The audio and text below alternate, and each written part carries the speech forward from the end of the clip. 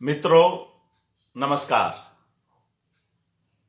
आज हम सभी जानते हैं कि हमारे समय के एक महत्वपूर्ण रचनाकार उषा प्रियंवदा जी का जन्मदिन है। हेलो,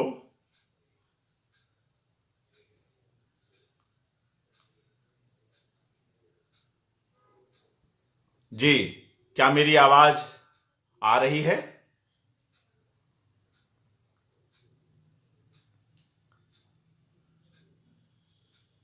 मित्रों, क्या आप तक मेरी आवाज पहुंच रही है?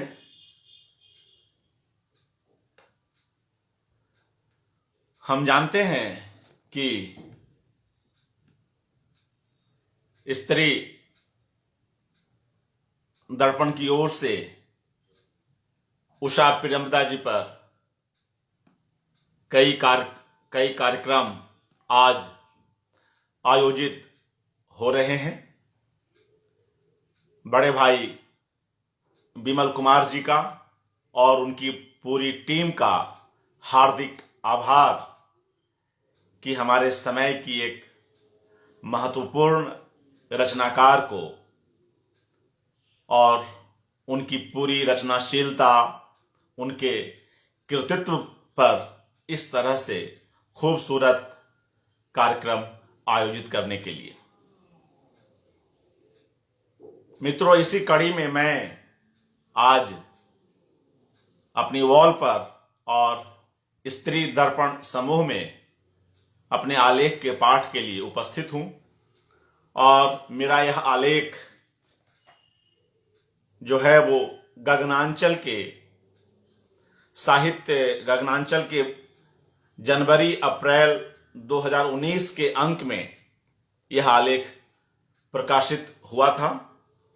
अमेरिका एवं कनाडा हिंदी लेखन विशेषांक में, जिसमें वहां अमेरिका और कनाडा में रह रहे विभिन्न लेखकों पर परिचर्चा की गई थी। उसी अंक के लिए मैंने यह आलेख लिखा था, जिसमें उषा प्रियंवदा जी के शुरुआती 2 उपन्यासों की नायिकाओं का तुलनात्मक अध्ययन है। उषा प्रियंवदा आज 90 वर्ष की हैं और उनका विपुल साहित्य संसार हमारे सामने है। स्वागत है धर्मेंद्र नाथ ओझा जी, मधुमिता जी, योगेंद्र दत्त शर्मा जी, विमल कुमार जी और हमारे अन्य साथी। मैं इस अवसर पर अपने इस आलेख का पाठ करता हूं और इसके माध्यम से एक रचनाकार के जो अन्य आयाम हैं, वह रचनाकार अपने कथा जगत में और उसमें चित्रित पात्रों के माध्यम से क्या कहना चाह रहा है, इस पर कुछ बात करेंगे। साथ ही यह भी कि उषा प्रियंवदा के उपन्यास इतने लोकप्रिय कैसे हैं और आज भी बड़ी संख्या में पाठक, शोधार्थी उनके उपन्यासों पर, उनकी कहानियों पर शोध कर रहे हैं और आम पाठक भी उन्हें काफी पसंद कर रहे हैं। अरुणा सबरवाल जी, स्वागत। मित्रों, मैं फिर आगे अपनी बात जारी रखता हूं और मित्रगण क्रमशः आते रहेंगे। उषा प्रियंवदा की 2 नायिकाएं, इस आलेख का शीर्षक यह रखा गया है, उषा प्रियंवदा की 2 नायिकाएं। सीमा शर्मा जी, स्वागत। अमेरिका की प्रवासी हिंदी कथाकार उषा प्रियंवदा हिंदी के उन महत्वपूर्ण रचनाकारों में हैं जिनके उपन्यासों और कहानियों में हमें आधुनिक जीवन के कई तत्व शुरू से ही देखने को मिले। कहीं ना कहीं उषा प्रियंवदा जी की ये रचनाएं अपने समय से आगे भी चल रही थी। इसका आशय यह है, सशक्त संवेदनाओं और तर्कजनित बौद्धिकता के बीच अंततः व्यक्ति के अकेलेपन को उभारता उनका कथा चित्रण पाठकों को देर तक आलोड़ित करता रह जाता है। 55 खंभे, लाल दीवारें, रुकोगी नहीं राधिका, शेष यात्रा, अंतर्वंशी, भया कबीर उदास, नदी जैसे उनके उपन्यासों की खूब चर्चा होती है। मगर यह आलेख है जिस पर मैंने खास तौर से अपना ध्यान केंद्रित किया है, उनके शुरुआती 2 उपन्यासों की नायिकाओं के तुलनात्मक अध्ययन पर ही केंद्रित है। मेरी आवाज तो आ रही है ना?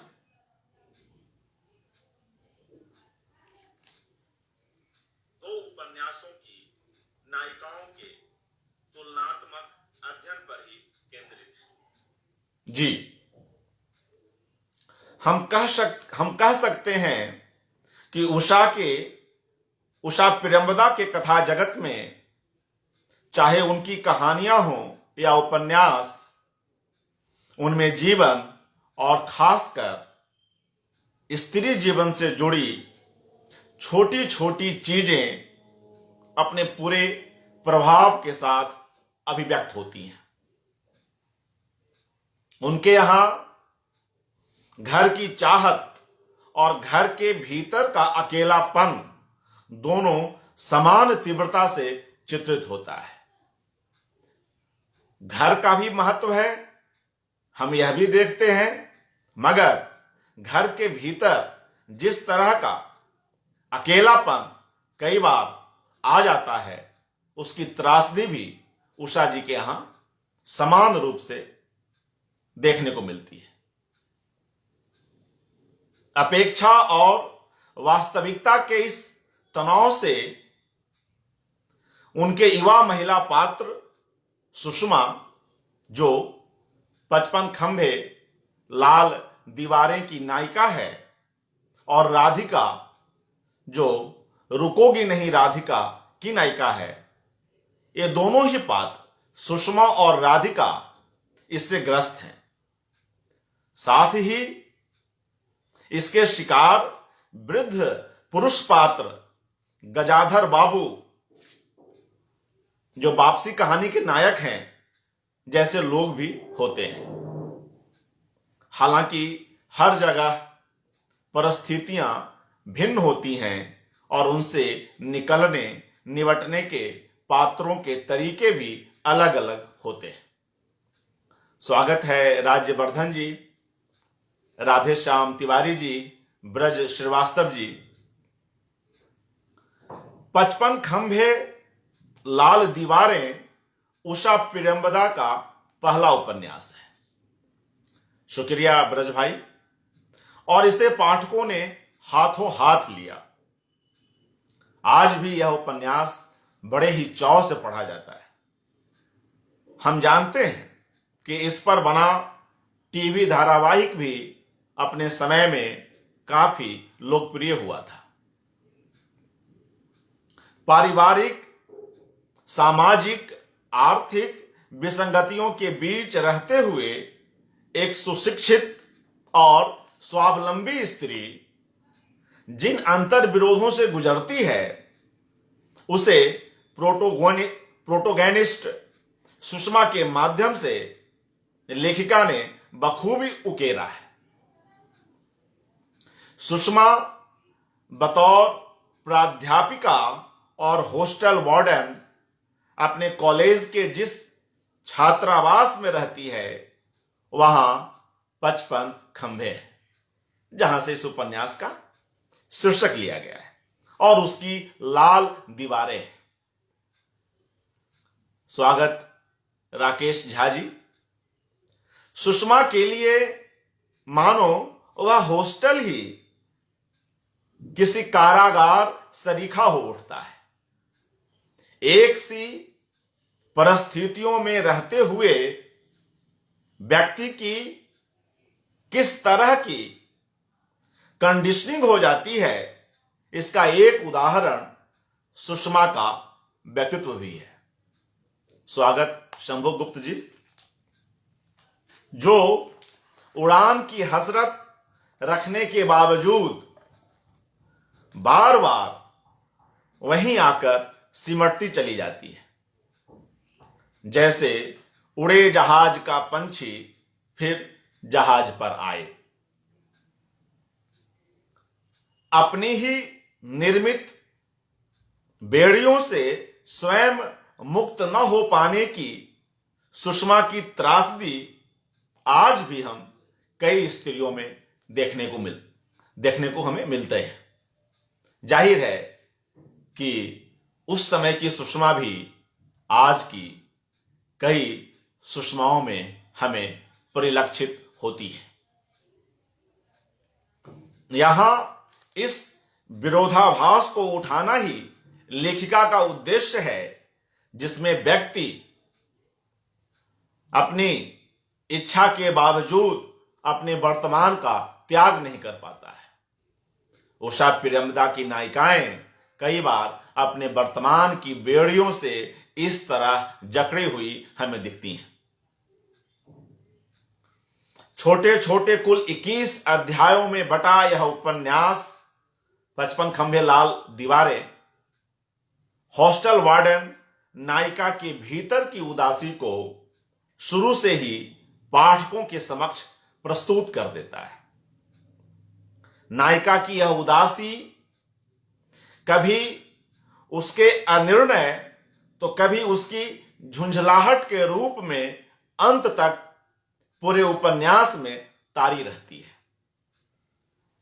हां, बीच बीच में नील के साथ किसी अलहड़ युवती के से उसके व्यवहार हमारे बीच अवश्य प्रकट होते हैं, मगर अंततः वे भी कसी कसी रहने वाली सुषमा के चयनित एकांत के नीचे असहाय और कारुणिक ही प्रतीत होते हैं।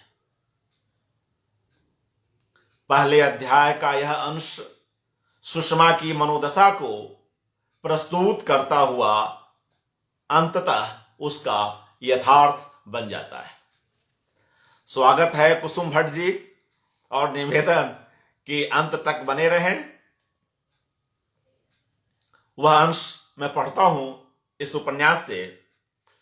सुषमा को लगा कि उसके प्राणों और रात्रि की आत्मा में घना साम्य है।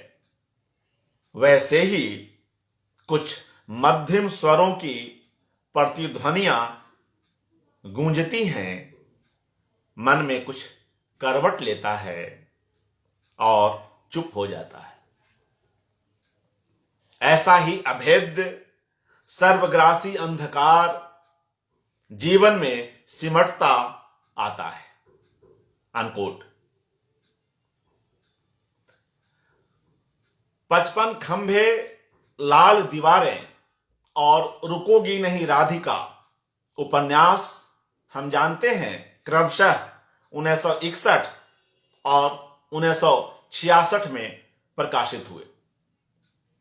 दोनों के बीच 5 वर्षों का अंतराल है, और इन दोनों ही उपन्यासों की लोकप्रियता उनके अन्य उपन्यासों की तरह, उनकी कहानियों की तरह समान रूप से हमारे बीच है। ब्रज श्रीवास्तव जी, धन्यवाद। मीठा और सुगठित गद्य है आपका जी, धन्यवाद।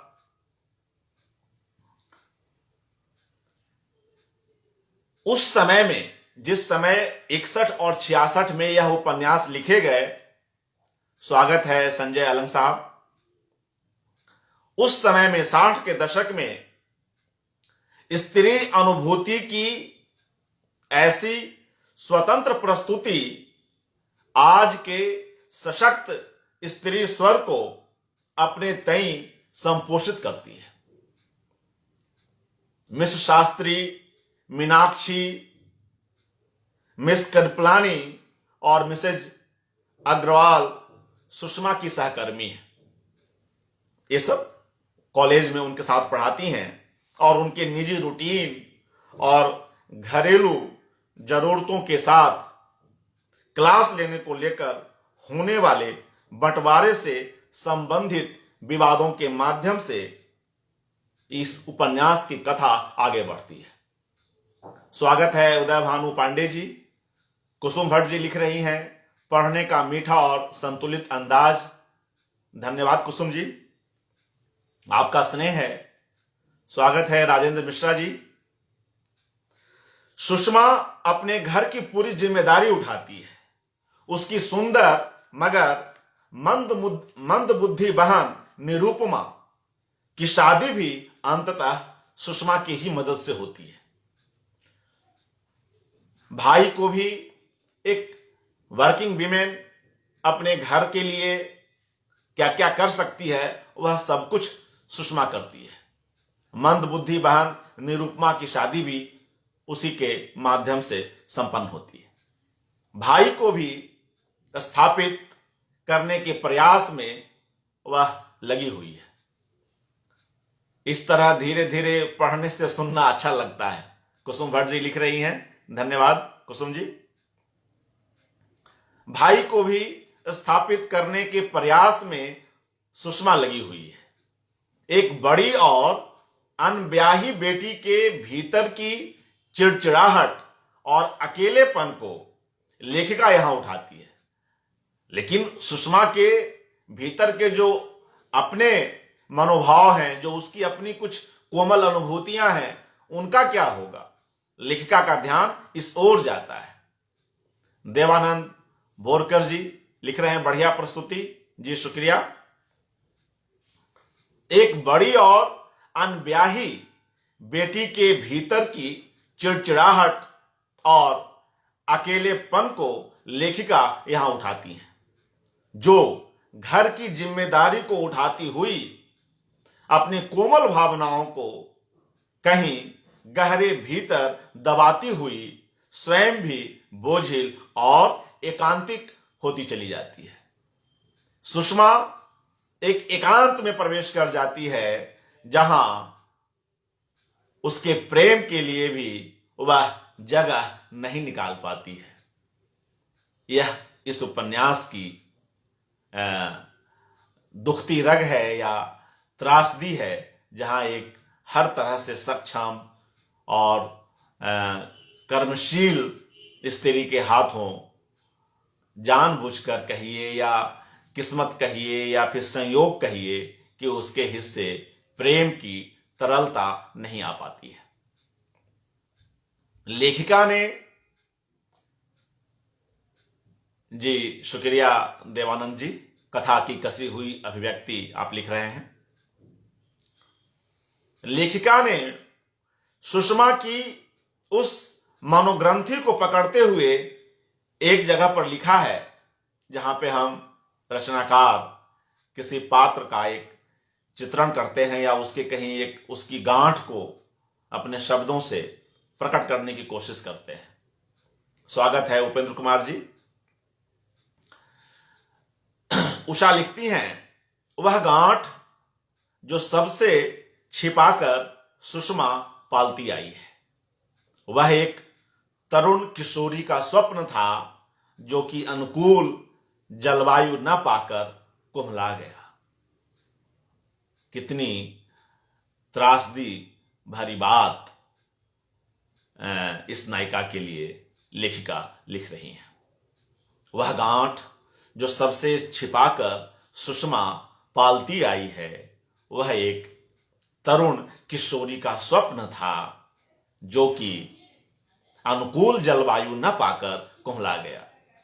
स्वागत है नरेंद्र पुंडरिक साहब, बहुत दिनों से आपसे बातचीत भी नहीं हो पाई है, शीघ्र करता हूं। कृष्णा मौसी और सुषमा के बीच संक्षेप में ही सही लिव इन रिलेशनशिप की बात भी हो जाती है। यह देखिए कि उषा प्रियंबदा अपने वक्त से कितना आगे सोच रही थी। कृष्णा मौसी और सुषमा के बीच संक्षेप में ही सही लिव इन रिलेशनशिप की बात भी हो जाती है। स्वागत रणधीर कुमार। वे उसे अपने बारे में भी सोचने के लिए कहती रहती हैं। कृष्णा मौसी, ऐसी मौसियां हमारे घरों में, हमारे रिश्तों में अक्सर हमें सही राय देती हुई दिखती हैं, ज्यादातर मामलों में। सुषमा और उसकी मां के बीच के तनावजन्य रिश्ते की मनोवैज्ञानिक पड़ताल भी यहां की गई है। मां और बेटी के बीच कई बार तनाव भरे रिश्ते भी हैं, जिसमें बेटी पर निर्भर मां के स्वार्थ का अकुंठ चित्रण हुआ है। वहां भी उषा प्रियंबदा की कलम रुकती नहीं है। वे मां और बेटी के बीच अक्सर कुछ सार्थक और पारंपरिक रूप से जो चीजें दर्ज होती हैं उससे अलग जाकर उस समय में भी पुत्री और मां के बीच के तनाव को बखूबी उभारती हैं। और इसकी मिसाल यह उपन्यास है 55 खंभे लाल दीवारें। उदय भानु पांडे साहब लिख रहे हैं, women question is the essence of Priyambada's writing, which uprightly have raised admirable critique। शुक्रिया उदय भानु पांडे साहब। आगे बढ़ता हूं। निम्न मध्यम वर्गीय परिवार से आई सुषमा अपने से 5 साल छोटे नील के साथ काफी आगे तक जाकर भी अंततः अपने को रोक लेती है। प्रेम में वह आगे तो बढ़ती है और 5 वर्ष छोटे नील के साथ, मगर वह रुक जाती है। स्वागत है कुनकुन कुमार जी। नारायण के यहां जब पुत्र होता है तब सुषमा उस समय कानपुर में ही रहती है। वह जब भी उसके यहां जाती है, वह भी मतलब शादी में वह भी उसके यहां जाती है। एस.आर. हरनोट साहब भी आ गए हैं, स्वागत। आप लिख रहे हैं बहुत सुंदर विश्लेषण जी, अपनी ओर से एक छोटी सी कोशिश है हरनोट साहब। सुषमा भी उस शादी में जाती है। अब उसी बाल बच्चेदार नारायण के यहां अब तक कुमारी सुषमा का जाना उसे अपने दुखद अतीत में भी ले जाना है। एक सफल स्त्री के भीतर की सुकोमल लड़की तब सहज ही जाग उठती है, तब उसे उसका कुंवारापन कुछ अधिक खलता है। समाज के समक्ष या उन लोगों के साथ जिनके साथ कभी शादी की बात सुषमा की भी चली थी। उषा प्रियंबदा का हिंदी कथा साहित्य में अपना एक विशिष्ट स्थान है। उनकी कहानियों और उनके उपन्यासों में हमें अन्य युगीन प्रवृत्तियों सहित तात्कालिक समाज में व्याप्त संक्रमण का भी अंकन देखने को मिलता है, सफलतापूर्वक। आधुनिक विचारों से संपन्न नायिका की उलझनों को भी लेखिका ने बखूबी पकड़ा है। एक तरफ उषा के पात्र जहां आधुनिक भावबोध से संपन्न हैं, वहीं उनके भीतर एकाकीपन का आकाश भी विस्तृत है। एकांत का एक बड़ा आकाश वे अपने पात्रों के भीतर उकेर पाने में और पाठकों तक उसे संप्रेषित कर पाने में सफल होती हैं। उषा की नायिकाएं अपनी किशोरावस्था की स्मृतियों से बंधी हुई आगे बढ़ती हैं। वे अपने घर और परिवारजनों के साथ रहना चाहती हैं, मगर उनकी वह चाहत अपने मूल रूप में पूरी नहीं हो पाती है। निम्न मध्यम वर्ग और उच्च मध्यम वर्ग से आई ये स्त्रियां अपना एक मुकम्मल वजूद बनाती हैं या फिर उसके लिए संघर्षरत दिखती हैं। वे स्वतंत्र तो हैं, उषा प्रियंवदा की नायिकाएं स्वतंत्र तो हैं, मगर स्वच्छंद नहीं। वे विचार के स्तर पर काफी परिपक्व हैं और उनका व्यक्तित्व संभला हुआ भी है। स्वागत है राजीव कुमार जी, मिनी गिल जी। मगर यह एकमेव से बना हुआ है, यह एकमेव से बना हुआ नहीं है। अपने वर्तमान तक ऐसा नहीं है कि वह एक झटके में ही इतनी व्यवस्थित और इतनी शांत हो गई हैं। नहीं, दुखों के कई पहाड़ उन्होंने लांघे हैं। अपने वर्तमान तक पहुंचते हुए वे कई बार लहूलुहान और चोटिल हुई हैं। उनके आंचल धूल धूसरित भी हुए हैं और किसी पुरुष की ही तरह उनकी अपनी थकान और उनके सही गलत अपने निर्णय भी हैं। ऐसा नहीं है कि उनके सभी निर्णय सही ही साबित होते हैं। तब तो पात्रों का गठन में कहीं न कहीं उपन्यासकार या कहानीकार कमजोर साबित हो जाएगा। जो पात्र हैं, जो स्वावलंबी हैं, उनसे भी गलतियां होती हैं। उषा ने इसे भी जगह जगह पर अपनी रचनाओं में दिखाया है। पुरुषों की ही तरह उनमें भी अपने स्वत्व को लेकर एक चेतना और स्वाभिमान है, मगर वहीं पर उनके अंदर अनिर्णय की कई कंदराएं हैं। अनिर्णय की कई कंदराएं हैं और उन्हें स्प्लिट पर्सनालिटी कहना भी गलत नहीं होगा। स्प्लिट पर्सनालिटी के सबसे बड़े लेखक अगर हिंदी में है कोई तो वो मोहन राकेश हैं।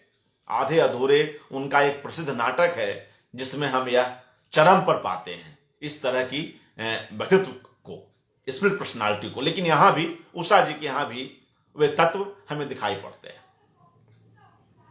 असमंजस की यह स्थिति राधिका और सुषमा दोनों में है।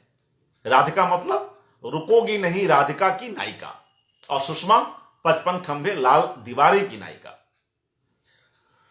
20वीं सदी में 60 की इन बनती हुई स्त्रियों की परवर्ती पीढ़ियां अब नए आत्मविश्वास से दीप दीप कर रही हैं। ये तो 60 के दशक की बात हो रही है। 20वीं सदी में 60 की इन बनती हुई स्त्रियों की परवर्ती पीढ़ियां जो आज की हैं अब नए आत्मविश्वास से दीप दीप कर रही हैं। मगर आज भी हमारा देश बहुत बड़ा है और हम एक भारतीय उपमहाद्वीप की कल्पना करें, पूरे एशियाई समाज को देखें तो आज भी हमारे पास ऐसी कई सुषमाएं और राधिकाएं देखने को मिल जाएंगी। अपने आस पड़ोस में, कस्बों में, शहरों में और महानगरों के भी कई हिस्सों में।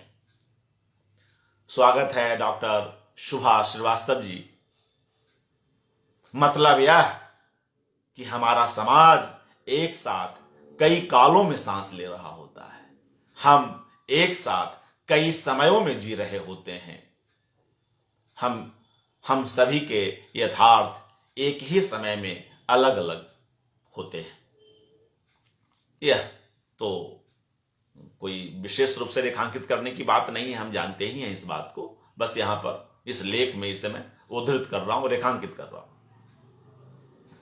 उषा व्यक्ति के मनोविज्ञान का मार्मिक और वास्तविक चित्रण करती हैं, उषा प्रियंवदा।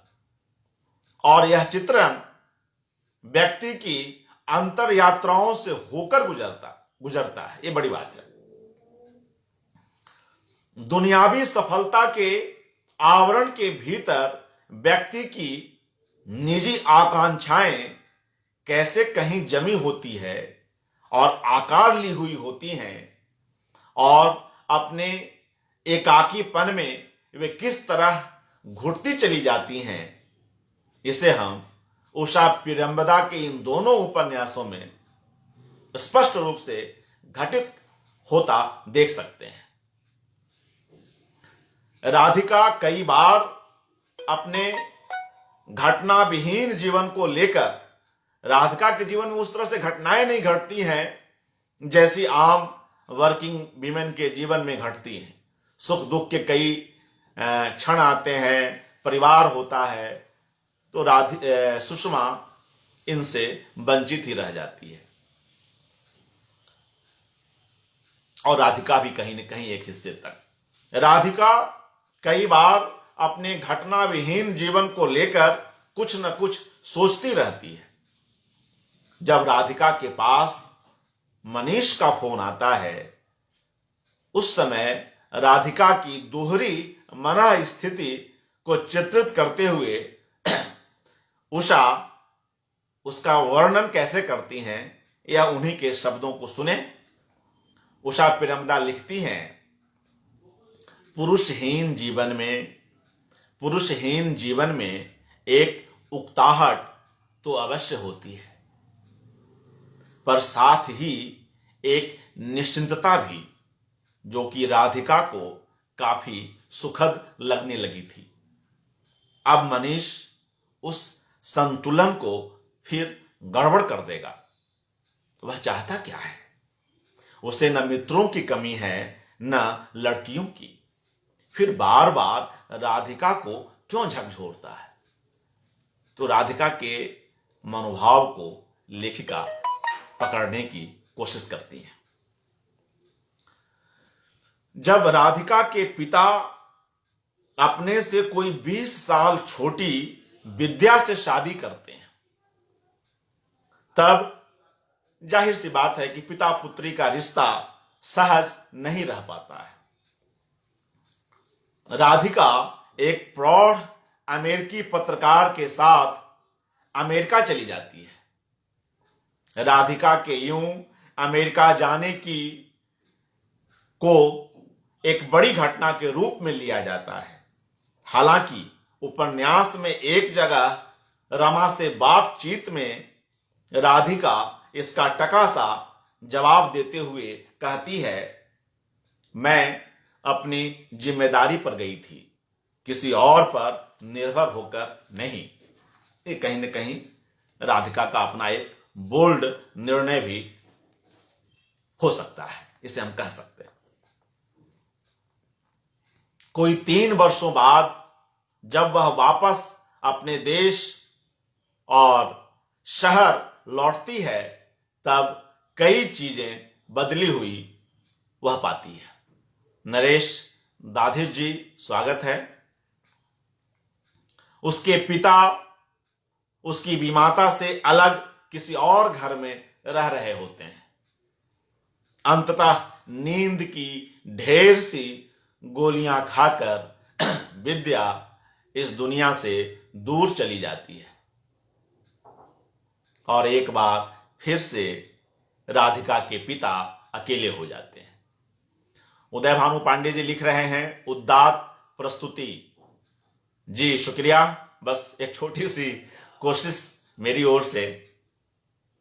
आज उषा प्रियंवदा जी का जन्मदिन है।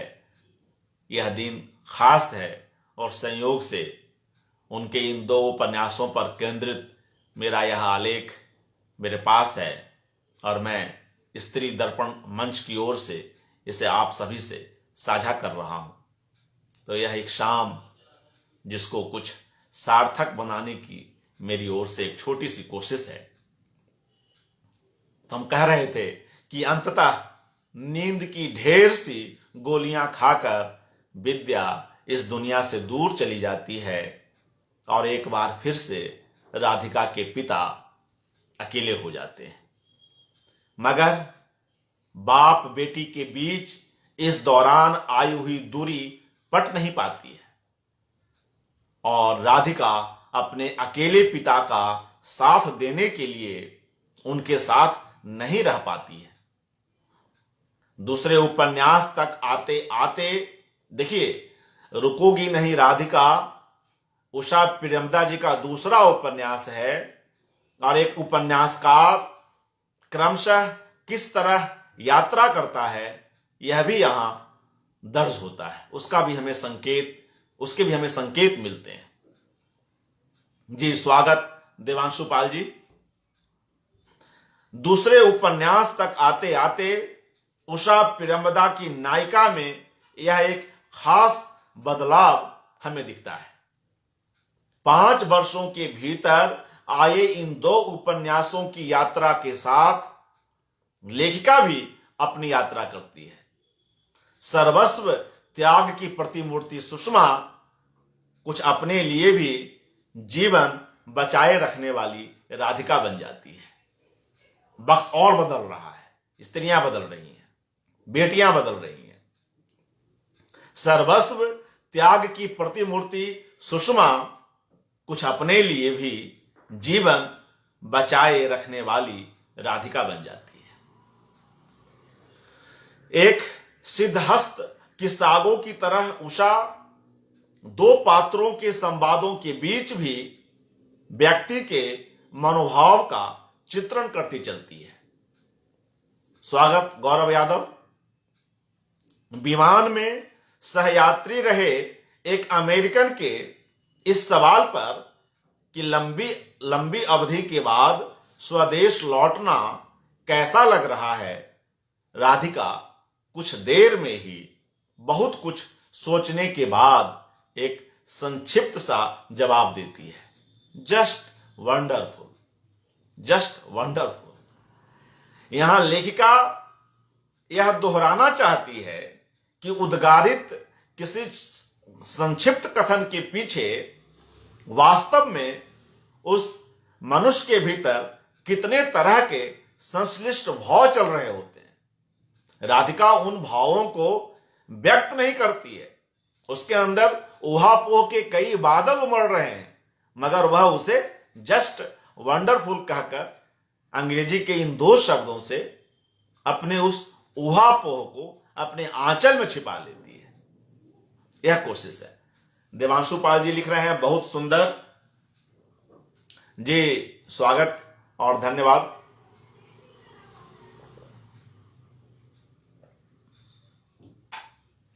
आगे बढ़ता हूं। एक यहां लेखिका यह दोहराना चाहती है कि उद्गारित किसी संक्षिप्त कथन के पीछे वास्तव में उस मनुष्य के भीतर कितने तरह के संश्लिष्ट भाव चल रहे होते हैं,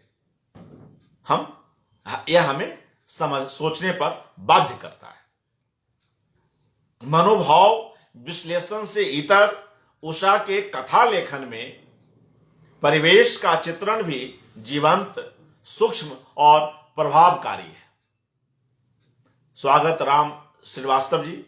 वह चित्रण गांव शहर का हो, रेलवे स्टेशन हवाई अड्डे का हो या घर और बाजार का, हर जगह अपने पात्रों के माध्यम से उषा उन दृश्यों को जीती और देखती हुई चली जाती है और पाठक भी उनसे पढ़ते हुए तादाद में स्थापित करते चले जाते हैं। रुकोगी नहीं राधिका उपन्यास से एक चित्रण और देखिए। उषा प्रियमदा के शब्द हैं, बहुत दिनों बाद राधिका भारतीय स्टेशनों का एक अपना ही शोरगुल सुन रही थी। उनकी एक अपनी ही गंध, बर्फ में जमी मछलियों की सड़ांध, कच्चे पक्के फलों, पसीने और मैले कपड़ों की गंध और कोयले का महीन चूरा भी उसे अब अप्रिय नहीं लग रहा था। अनकोट। भारत प्रवास के अपने उन दिनों में राधिका कुछ निश्चिंत सी हो गई है। अवकाश के उस विलासपूर्ण अवधि में वह स्वयं को और अपने इर्द गिर्द के लोगों को अलग अलग कोणों से जानने समझने का प्रयत्न करती है।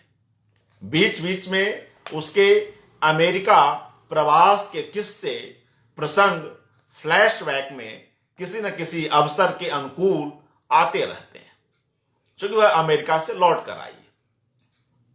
मसलन राधिका ने किस तरह अपनी फ्लैटमेट और यहूदी लड़की जुडिथ से मितव्ययता सीखी। एक यहूदी लड़की जो अमेरिका में उसके साथ रहती है, उसका नाम है जुडिथ। उससे वह कंजूसी के गुर सीखती है। हम जानते हैं कि यहूदी लोग अपनी मितव्ययता के लिए, कंजूसी कहना गलत होगा, अपनी मितव्ययता के लिए पूरे विश्व में प्रसिद्ध है, जिसका कुशलता पूर्वक उपयोग वह भारत में भी करती है। या फिर मनीष के यहां देशी विदेशी मित्रों के बीच हुई पार्टी में दोनों देशों के सामाजिक सांस्कृतिक पक्षों को लेकर हुई बहस भी इस उपन्यास में कुछ कम रोचक नहीं बन पड़े। उदय भानु पांडे जी लिख रहे हैं, धर्मयुग में राधिका को देखने के लिए दीमापुर चला जाता था। शेष यात्रा में भी यही जादू है। तब यह उपन्यास धर्मयुग में छपता था। आपने इसे ठीक से पकड़ने की कोशिश की। जी शुक्रिया पांडे साहब, आपकी याददाश्त का लोहा मानता हूं। भारतीय मध्य वर्ग के विचारों और उनके अंतर्द्वंद्वों को पहले उपन्यास में उभारा गया है। 55 खंभे लाल दीवारें। भारतीय मध्य वर्ग के विचारों और उनके अंतर्द्वंद्वों को पहले उपन्यास में उभारा गया है, जहां परिवार का अवसरवाद कैसे अपनी एक कमाऊ बेटी को कुछ अतिरिक्त जिम्मेदारी के बोझ से थका देता है। सुषमा का मां के साथ संबंध सहज नहीं है, इसकी चर्चा पहले भी मैंने की, और उनके बीच यह संबंध कहीं न कहीं माता पुत्री से आगे जाकर शोषक शोषित का भी बन जाता है। यह देखिए, घर में ही कितने रंग हो सकते हैं, और उनके बीच का यह संबंध कहीं न कहीं माता पुत्री से आगे जाकर शोषक शोषित का संबंध भी बन जाता है। वहीं दूसरे उपन्यास में, स्वागत है शैलेंद्र शर्मा जी, नमस्कार। वहीं दूसरे उपन्यास रुकोगी नहीं राधिका में आर्थिक स्तर पर पात्रों के बीच कोई विशेष कशमकश तो नहीं है। हां, स्वयं की पहचान के लिए संघर्ष वहां भी जारी है। भारत में या भारत से बाहर बसने को लेकर राधिका मनीष सहित कुछ विदेशी पात्रों में भी असमंजस की स्थितियां रहती हैं, और इस बहाने प्रवासी भारतीयों की दुविधा को भी यहां समुचित रूप में प्रस्तुत किया गया है। स्वागत है विजय कृष्ण जी। दोनों ही उपन्यासों के एक एक दृश्य हमारे सामने सिनेमाई अंदाज में प्रस्तुत होते चलते हैं। उषा का नैरेटिव, उषा पिरमदा, उषा का नैरेटिव जीवंत है और वह मनोविज्ञान के ठोस चबूतरे पर निर्मित है। यह एक लेखिका की, एक लेखक की ताकत है। यह भी कुछ कम महत्वपूर्ण नहीं है कि आरंभ के उनके दोनों उपन्यास पाठकों के सामने दो अलग अलग दुनियाओं को प्रस्तुत करते हैं। भिन्न आर्थिक पारिवारिक पृष्ठभूमि से आए इन दोनों स्त्री चरित्रों के माध्यम से लेखिका स्त्रीवाद को बिना आक्रामक और श्लोकनात्मक हुए अपने तय प्रस्तुत करती है। अमेरिका के खुलेपन और पाश्चात्य शिक्षा के प्रभाव से उनके किरदार प्रभावित हैं, मगर उन्होंने ज्यादातर उनकी सकारात्मक प्रवृत्तियों को ही उकेरा है, उन्हें ही ग्रहण किया है। दोनों ही रचनाओं में, दोनों ही कृतियों में स्त्री पुरुष के बीच के संबंधों में एक खुलापन है। खुलापन है, याद कीजिए 60 के दशक की बात हो रही है, मगर वह खुलापन कभी हल्केपन में तब्दील नहीं हो पाता है। ये बहुत बड़ी बात है। खुलापन तो है स्त्री पुरुष संबंध में, लेकिन उस खुलापन में कहीं हल्कापन नहीं है। लेखिका स्त्री पुरुष दोनों को समान स्पेस देती हुई चलती हैं। वे संबंध इकहरे और स्थायी नहीं है। जिस अमेरिकी पत्रकार के साथ राधिका अमेरिका जाती है, साल भर के भीतर ही वह उससे अलग रहने लगती है। बाद में उसके जीवन में मनीष और अक्षय भी आते हैं। अक्षय की गंभीरता और उसका शांत मन जहां उसे प्रभावित करता है, वहीं भाई अक्षय में क्या उसको अच्छा दिखता है, तो अक्षय की गंभीरता और उसका शांत मन। दूसरी तरफ मनीष में उसका जादुई व्यक्तित्व और उसकी लाइव जीवन शैली की ओर वह आकर्षित होती चलती है। अपने प्रेमी में वह कई बार अपने पिता को देखती है, तो कई बार उसके व्यवहार में पिता के प्रति प्रतिरोध की कुछ दबी हुई भावना भी काम कर रही होती है। जी नमस्कार, संतोष चौबे साहब, स्वागत। उषा प्रियंवदा की रचनाओं में पुरुष स्त्री की तुलना में कई बार कुछ अधिक रूढ़िवादी और पारंपरिक दिखते हैं। विपरीत मामला है, उनकी रचनाओं में पुरुष ही स्त्री की तुलना में कुछ अधिक रूढ़िवादी और पारंपरिक नजर आते हैं। राधिका जहां अमेरिका से पढ़कर लौटी है और वह अपनी मिट्टी की स्मृतियों और उसके वर्तमान के बीच कहीं उलझी हुई है, वहीं सुषमा जो 55 खंभे लाल दीवारी की नायिका है, वहीं सुषमा अपने घर की बड़ी बेटी की जिम्मेदारी को यंत्रवत निभाती अपनी स्त्री सुलभ कोमलता को भी क्रमशः खोती चली जाती है। दो उपन्यासों के बीच उषा इस तरह की यात्रा भी तय करती हैं जो हमें स्पष्ट दिखते हैं। इन दोनों ही उपन्यासों में नायिका और नायक एक संयोग की बात है, एक दृश्य की बात है। कार में किसी सुनसान जगह पर रुकते हैं। यह दृश्य दोनों ही उपन्यासों में है। यह भी एक गौर करने की बात है। इन दोनों उपन्यासों को पढ़ते हुए मुझे यह दृश्य खास तौर से इन दोनों दृश्यों ने आकर्षित किया। कई बार लेखिका को पता नहीं चलता, मगर उसकी अपनी स्मृतियां या उसका अपना अवचेतन उसके सर्जक के साथ जुड़ा हुआ होता है। संभ्रांत घरों में नौकरों की गहमा गहमी, प्रेमी युगलों का रेस्टोरेंट में बैठकर गपशप करना, कार में घूमना, कुछ बौद्धिक चर्चाएं जैसे चित्र दोनों ही उपन्यासों में हमें समान रूप से देखने को मिलते हैं। सुषमा की नौकरानी भौरी 55 खंबे लाल दीवारे में, या अक्षय का नौकर सोनाम रुकोगी नहीं राधिका में, या अक्षय का नौकर सोनाम, इन सभी का कथा प्रवाह में अपना एक निश्चित स्थान है। नौकर नौकरानियों से भी कथा कैसे आगे बढ़ती है और वे घर के शेष सदस्यों की ही तरह सहजतापूर्वक उपन्यास में आते चले जाते हैं।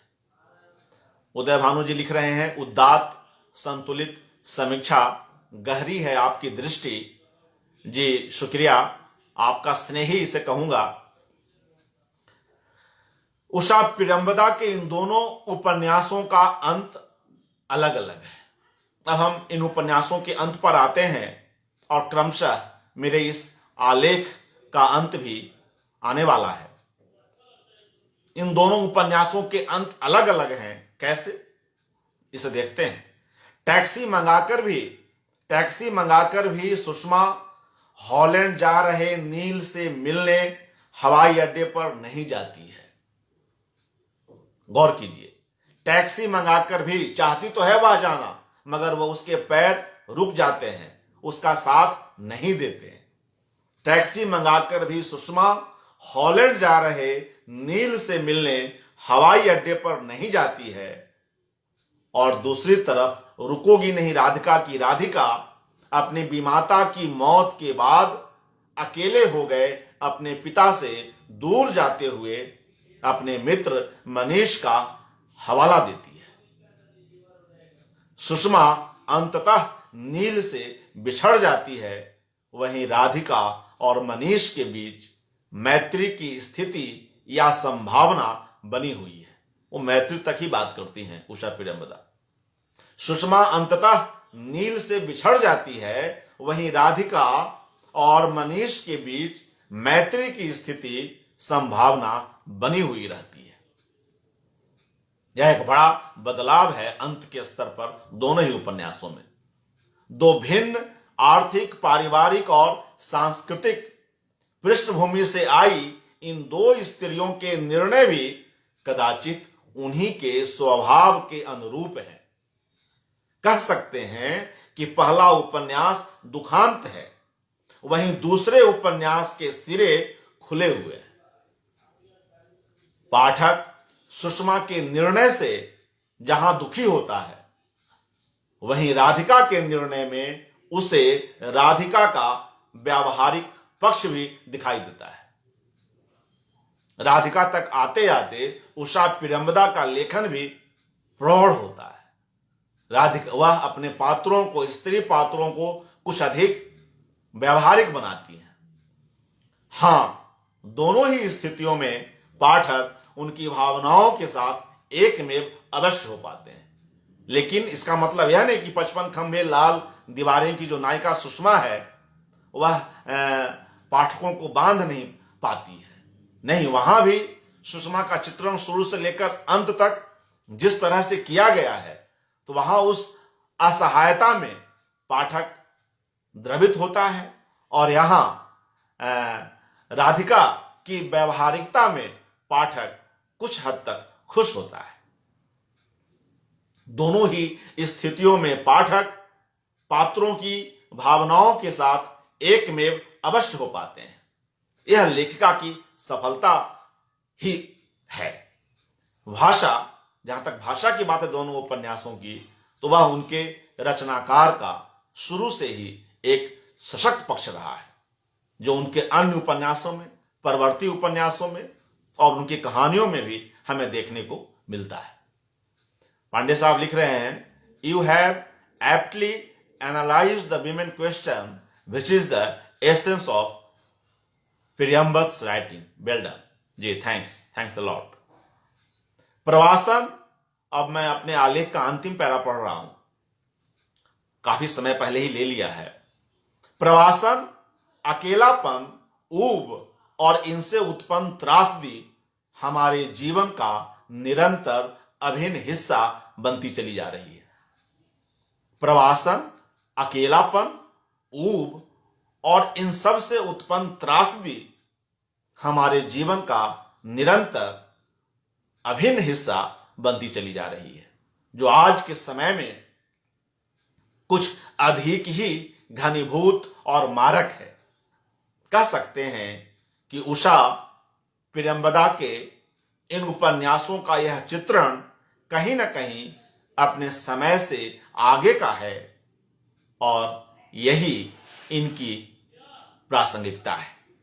निस्संदेह कोई कृति जब अपने समय से आगे रहती है तो वह पाठकों के बीच लोकप्रिय और मानीखेज हो उठती है। तभी तो साहित्य को प्रेमचंद ने समाज के लिए राह दिखाने वाली जलती हुई मशाल कहा था। उषा पिरंबदा की रचनाएं और उनके ये 2 उपन्यास भी इस कसौटी पर खरे उतरते हैं और अपनी प्रासंगिकता की बदौलत आज भी अपने पाठकों के लिए उतने ही प्रिय हैं। आप सभी ने मुझे इतना वक्त दिया, ध्यान से सुना, इसके लिए मैं आप सबका हार्दिक आभार व्यक्त करता हूं और धन्यवाद व्यक्त करता हूं अपने बड़े भाई विमल कुमार जी का, जिन्होंने अपने मंच से मुझे यह अवसर मुहैया कराया। जिन साथियों का मैं नाम नहीं ले सका, मैं उनका भी धन्यवाद ज्ञापित करता हूं। कुछ कारण से हो सकते हैं कि वे मुझे न दिख पाए हों। स्वागत है रंजना कुमारी जी। पूरा वक्तव्य समाप्त हो चुका है। मैं उम्मीद करता हूं कि आप इसे मेरी वॉल पर या स्त्री दर्पण के समूह में जाकर देखना, सुनना पसंद करेंगी। आप सभी साथियों का हार्दिक आभार, धन्यवाद। शुभ रात्रि।